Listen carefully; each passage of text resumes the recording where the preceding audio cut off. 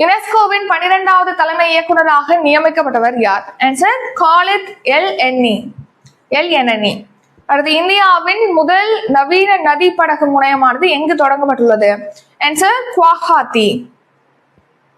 இந்தியாவின் மிகப்பெரிய பசுமை ஹைட்ரஜன் ஆலை எங்கு நிறுவப்பட்டுள்ளது?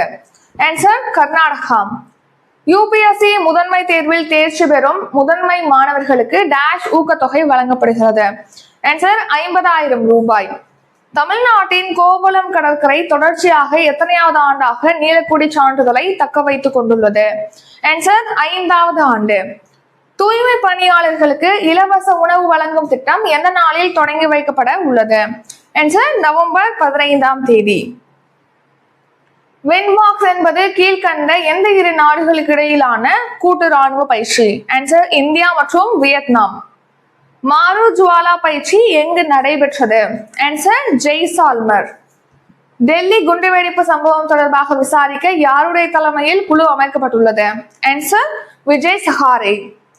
இந்தியாவின் வேலையின்மை விகிதம் 2025-26 நிதியாண்டில் 2வது காலாண்டில் எத்தனை சதவீதமாக குறைந்துள்ளது? ஆன்சர் 5.2% குறைந்துள்ளது.